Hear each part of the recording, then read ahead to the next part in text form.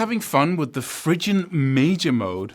And we're going to look into that today because it's a very distinct mode that really allows you to feel what it means to use the same 7 notes almost, and then to play something that sounds really cool. And we're going to introduce you to the 2-1-2 shape in the diminished arpeggio here, which is a great primer for the next video on arpeggio shapes. And I'm going to, in the next video or the next lesson, I'm going to give you the most amazing arpeggio shape system that I had to create in order for me to stop being frustrated with what was already out there. So, but in this lesson, we're going to answer a couple of key questions that really confused me.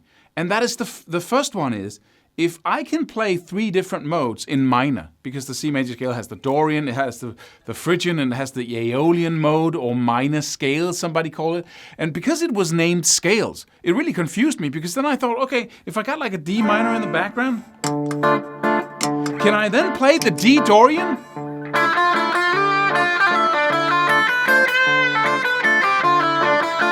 And do I have an equal choice of just play Aeolian minor? Or can I just go for Phrygian?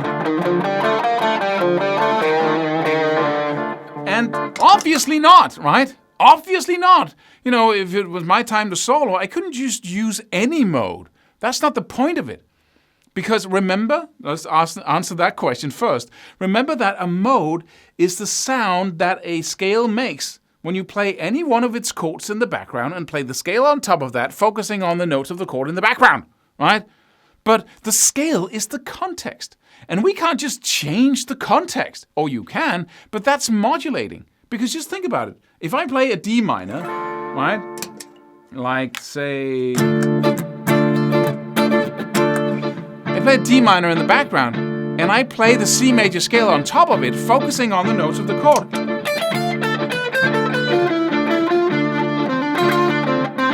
Then immediately, without you even thinking about it, you know where we are. You might not know how to word that or how to put words or any concepts to it, but you know where we are. Because you can hear the notes that I'm playing, and you can hear the chords. So you know that we're in C major. You might not know that, but that's the context. So when I go from, if I go from,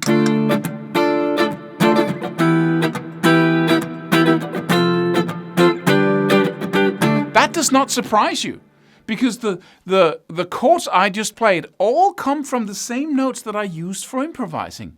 So when that chord is in the background and I start playing those notes, your body, your whole organism just moves into those 7 notes and say, I know where we are, not mentally and conceptually, but on a musical level, we know where we are.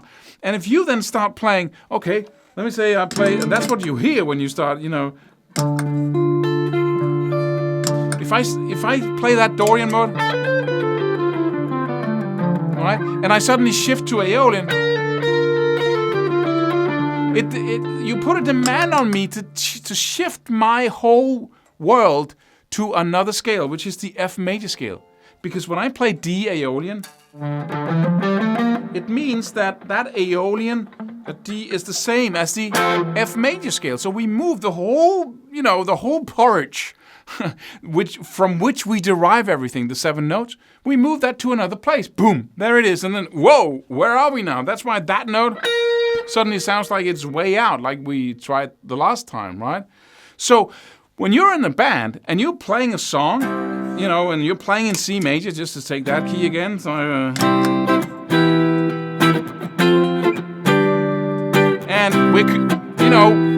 there's no, and then,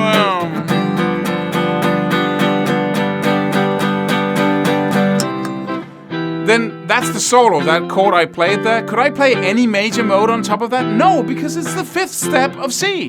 So I can only play Mixolydian.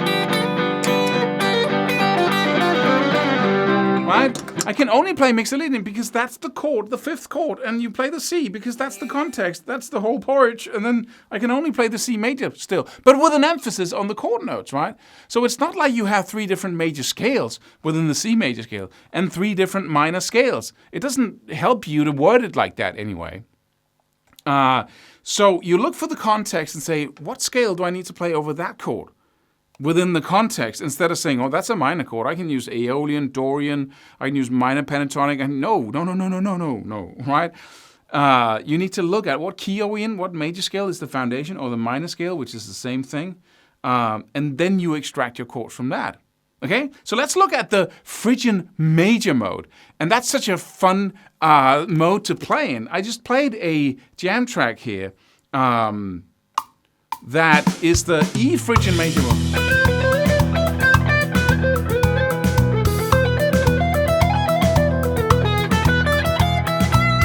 And that sounds like Spanish, Latin, right? But if I shift that and create just metal instruments, the drum set is something different, the whole beat is different, and I, shift my pick up here and the distortion, and then suddenly,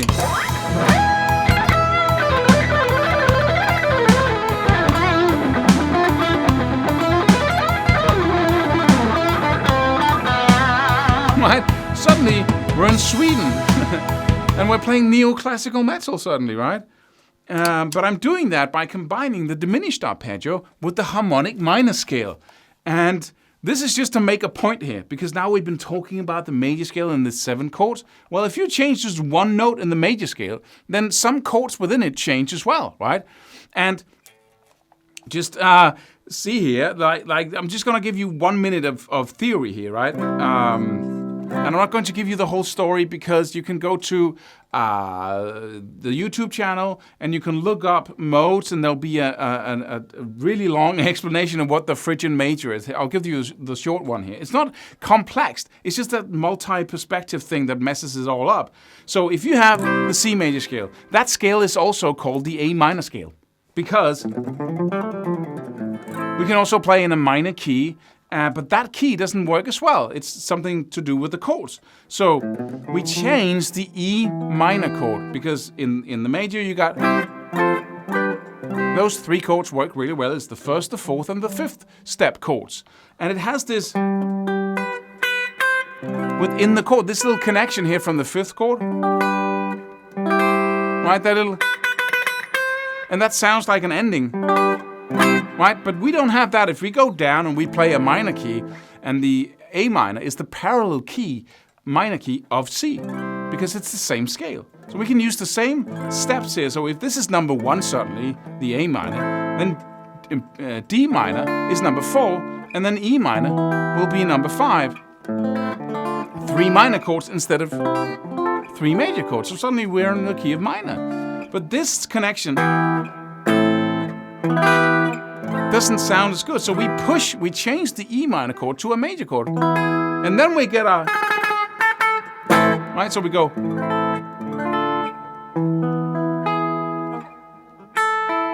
Right? So we make a change to the chord, but that also means that we change the scale. Instead of playing, we play. And that means that the 7th step of the A minor scale becomes a G sharp instead of a G. Don't know if you got any of that. The core point here is that we changed the 7 notes of the C major scale by pushing the G up 1 semitone, and suddenly it sounds like this if we play it from the A. That's the A harmonic minor scale. And if you go to the dominant chord, sorry for using words that you might not be into right now, but if you go to that E that we changed the chord E minor to E major, and you play that all the time,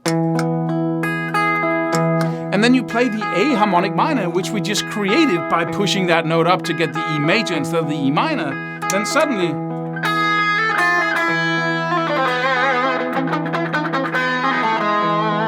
right, and I focus on the notes of the chord in the background.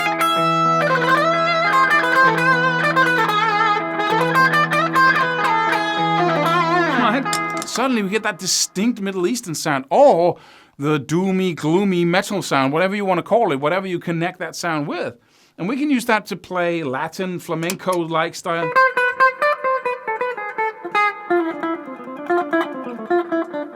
Right, and so on. Or we can use it to play other styles of music as well, depending on the sound, the drums, the everything. But then, so what do we need to do here? Well, we can use our ear to find the right notes within that A harmonic minor scale, right? Like we talked about the last time. But we can also focus on the actual chord notes on the fretboard. So if I'm laying out the E major arpeggio, the chord notes of the chord, and I can play the scale with that.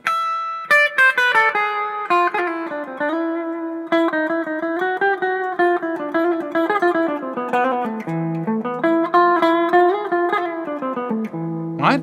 Then I can play the Phrygian mode, the Phrygian major, right? So I play the A harmonic minor like we just created. I'm playing E major arpeggio, and then that is the Phrygian major, right? If I combine those, and I end on the chord notes here, so.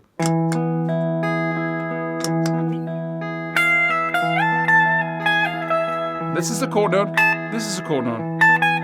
Oh, this is the chord note, sorry.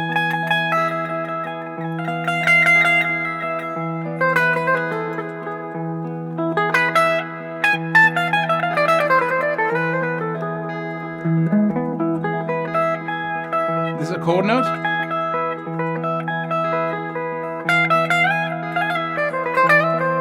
Chord note. Chord note. Chord note. Chord. Right? Magic. And then we produce that sound. That's not how the A harmonic minor sounds. If you play it over the A minor, it doesn't sound half as exotic.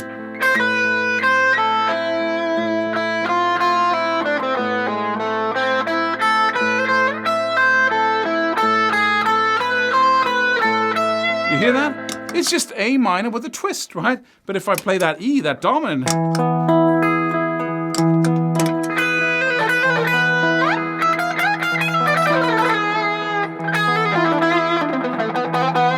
then suddenly I'm focusing on the notes of the E, and that makes the whole scale sound different, right? So, last point here. In order to play the Phrygian major in the most enjoyable way possible, we're not going to use the E major arpeggio. We're going to do something else. And this is the advanced use of modes. So instead of just using those notes, we're going to say, could we use another arpeggio that adds to the sound, that very Middle Eastern, or that sound that we connect to the Phrygian major? Excuse me. And yes, we can. We can use a very symmetrical arpeggio called the diminished arpeggio, and that adds the flat ninth, which is really that note just before the root note, right? That's part of the arpeggio. Then the second note of the F diminished arpeggio, because that's what we're going to play on top of the E. We got this in the bottom, right? And then I'm playing the diminished arpeggio, the F diminished. This is the first note of it. This is the F. And that puts an emphasis on the really dark thing, right? The second note is actually a chord note of the E. That's the A flat. So that's the second note of E, of that chord. So that's really home. Right? Then the next chord note in the diminished arpeggio, F diminished, is the fifth of E. So that's also in the background right now. That's the flat 9. The next is the seventh. That's one whole tone below the root note of E. That sounds really cool there, because we would often use the seventh in a chord like that. Right then, and then we have the flat ninth again. So we add the seventh and the flat ninth, or just one semitone, one whole tone below and one semitone above that E, and that really spices things up a bit. But is this playing the mode? Yes, because it's, adding to the sound. We're increasing that sound of the Phrygian major by adding another arpeggio. We can do whatever we want here, right?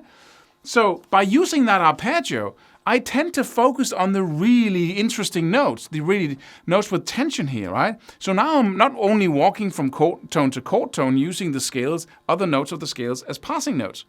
I'm walking from arpeggio note to arpeggio note, and that arpeggio adds spice to the mix, right? So I'm just pulling in it a little bit. Modes are such a powerful tool. So if you look in the charts, you'll see a couple of scale shapes laid out with the diminished arpeggio on top of it. You just try to play random stuff using that diminished arpeggio and using then the scale tones of the A harmonic minor in between those arpeggio notes. And I promise you, you'll be a very Latin, Spanish, flamenco sounding guy right away, or a neoclassical master in no time. So let's just try it over this track here. always ending on.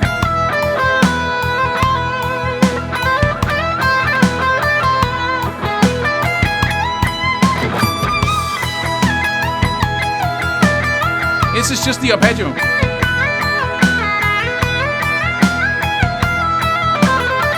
Scale note.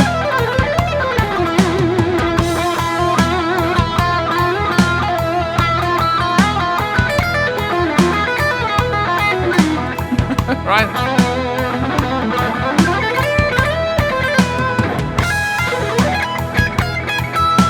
Right, it's the same chord in the background all the time, right? You can do this with any mode, just, whatever key you're in. Well, that's out of the 7 chords that we got in the key, let's play this one in the background when I'm soloing, and then I'll use the arpeggio notes from that and then the scale, right? Let's try the Spanish version instead.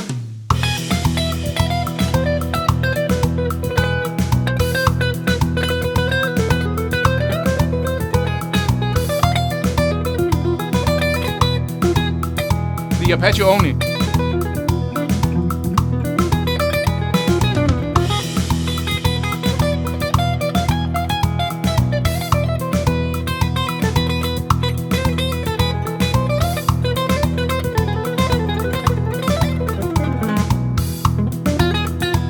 Right, and so on, right? A lot of fun, and for some reason, there's tension in that mode. It's like it wants to go somewhere, and yes, it wants to go somewhere because the Swede we all know, he usually ends his solos in the metal genre, the neoclassical genre, by going and then going back to the A minor, and that's where the song is in minor, is in that main key. So even though it's the 5th chord of the A harmonic minor scale, and often the chord we play just before the main chord in A minor. It's A minor, right? Even though that's the fact, we'd constantly have tension towards that A minor, right?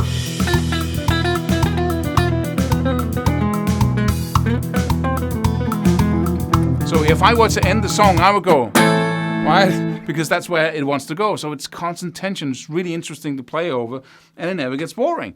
So for now, please use the Phrygian major with that spiced up arpeggio of the F diminished, and have some fun. Doesn't matter if you understand this completely. Just start having fun with these 2 jam tracks and then look into this mode. You can develop your own. You got 7 different modes to pick from when it comes to the major, and you got 7 different modes to pick from when it comes to the harmonic minor. Then there's the melodic minor.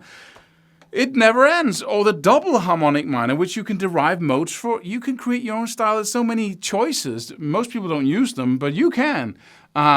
So the next time I'm going to show you the most amazing arpeggio system that I come across. I had to create it myself, and other people are using some of the same ideas, but this has so many advantages, it's crazy. So I'm going to give it to you so you can start using it and really get that overview of what does it mean to use arpeggios when you solo? How do you use them? And how can you create fretboard shapes that sound like a mode? So you can play rapid runs, and it still sounds like a mode. How can you practice very little on the fretboard and then be able to play the same sequences, the same licks in all kinds of modes, right? With the same picking motion, with almost the same fretting motion. This is the system that is, it's the most amazing concept I came up with, and I think you'll agree with me when you see it. So hang on for next time. Start practicing the Phrygian major. Have fun with it, just to experience how cool it is to really play in a mode that's so distinct. And then I'll see you in the next video. Go download the jam tracks and the charts and start having fun right now.